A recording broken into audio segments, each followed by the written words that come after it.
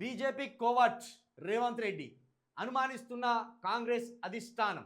అందుకే దొరకని రాహుల్ అపాయింట్మెంట్. నెలలుగా వేచి చూస్తున్న సీఎం రేవంత్ రెడ్డి నిర్ణయాలపై తీవ్ర అసహనం. తెలంగాణలో పార్టీ ఫిరాయింపులతో రాహుల్ని ఇరకాటంలో పెట్టిన రేవంత్, అదానీ ఒప్పందంతో ఇద్దరి మధ్య పెరిగిన దూరం, రేవంత్ కారణంగా జాతీయ స్థాయిలో తగ్గిన రాహుల్ పరపతి, హామీలు అమలు చేయకపోవడంతో తిట్టిన తిట్టకుండా తిడుతున్న జనం, గ్రామాల్లో బలహీనపడుతున్న కాంగ్రెస్, రాహుల్కు అందుతున్న గ్రౌండ్ స్థాయి రిపోర్ట్. అందుకే రేవంత్ను దూరం పెడుతున్న అగ్రనేత. సీఎం రేవంత్ రెడ్డిని కాంగ్రెస్ అధిష్టానం దూరం పెట్టిందా? రేవంత్ రెడ్డిని కలవడానికి రాహుల్ ఎందుకు ఇష్టపడడం లేదు? రేవంత్పై అగ్రనేత రాహుల్ గాంధీ అసంతృప్తితో ఉన్నారా? ఆయన ఆగ్రహానికి కారణం ఏంటి? అసలు వీరిద్దరి మధ్య దూరం పెరగడానికి అసలు కారణం ఏంది? గత కొన్ని నెలలుగా రాష్ట్ర రాజకీయ వర్గాల్లో జోరుగా జరుగుతున్న చర్చ, రేవంత్ రెడ్డి తీరు రాహుల్ గాంధీకి నచ్చడం లేదన్న టాక్ బాగా వినబడుతుంది. అందులోనూ ఆయన బీజేపీకి దగ్గరవుతున్న అనుమానాలు కాంగ్రెస్ అధిష్టానంలో నెలకొన్నాయని అంతర్గత సమాచారం.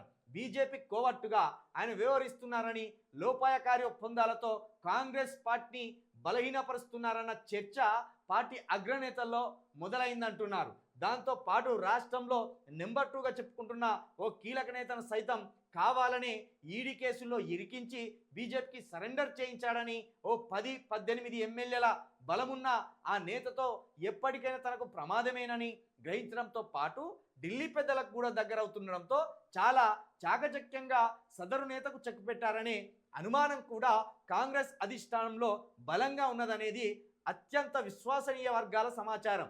ఎప్పటికప్పుడు రాష్ట్రం నుంచి సమాచారం తెప్పించుకుంటున్న రాహుల్ సమయం కోసం వేచి చూస్తున్నారన్న ప్రచారం సాగుతుంది. ఇక్కడ మనం అర్థం చేసుకోవాల్సింది ఏంటంటే, కోవర్ట్ అంటే ఏంటంటే ఇక్కడి ముచ్చట్లన్నీ తీసుకుపోయి ఇంకొక ఆడ చెప్పేటోడిని కోవర్ట్ అంటారు. కానీ రేవంత్ రెడ్డి అంత చిన్నపిల్లాడు ఏం కాదు. కాంగ్రెస్ పార్టీ ముచ్చట్లు తీసుకుపోయి బీజేపీ పార్టీకి ఎట్లా చెప్తాడు? అది అది అది జరగని ముచ్చట. రేవంత్ రెడ్డి బీజేపీ కోవర్ట్ కాదు, కానీ బీజేపీకి అనుకూలంగా ఉన్నాడు. తన పని తాను సక్రమంగా చేసుకుంటూ పోవడానికి బీజేపీతోటి తెర వెనక ఒప్పందం చేసుకున్నాడు.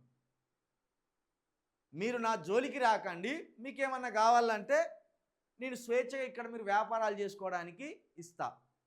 అది మీ బీజేపీకి సంబంధించిన మంత్రులు కావచ్చు, ఎమ్మెల్యేలు కావచ్చు, లేదా మీ బీజేపీకి సంబంధించిన కార్పొరేట్ శక్తులు కావచ్చు, మీరు యథేచ్ఛగా ఎలాంటి ఇబ్బందులు లేకుండా మీకు ఎలాంటి ఇబ్బందుల్ని సృష్టించని ఇక్కడ ఏ పనైనా మీరు చేసుకొని పోవచ్చు అని అలాంటి ఒప్పందాలు కుదుర్చుకోవచ్చు.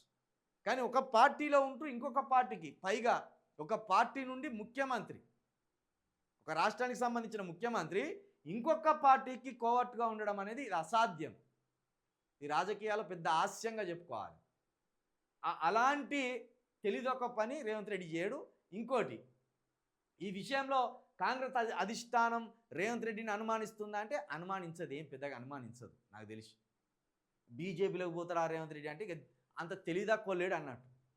ఓ రాష్ట్రానికి ముఖ్యమంత్రిగా ఉండి, ఓ పార్టీ నుండి ముఖ్యమంత్రి ఎదిగి ఇంకో పార్టీలకు జంప్ అవుతాడా అనుకుంటే అలాంటి పరిస్థితులు కనబడతలేదు. రేవంత్ రెడ్డి ఇప్పుడు ఉన్న పలంగా బీజేపీలో చేరితే వాళ్ళు ముఖ్యమంత్రి సీట్ ఇస్తారా? బీజేపీ వాళ్ళు ఇక్కడనే ఏమహామీలు ఉన్నారు నోరు తెరుచుకొని బీజేపీ నుండి వాళ్ళు చూస్తారు. ఇప్పుడు వీళ్ళు ఆయనను ఓన్ చేసుకుంటారా? ఎట్టి పరిస్థితిలో ఓన్ చేసుకోరు.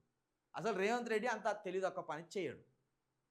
రేవంత్ రెడ్డి సీటుకి ఏమన్నా ప్రమాదం జరిగినప్పుడు ఆయన ఇంకేమన్నా స్టెప్ తీసుకుంటాడు కావచ్చు.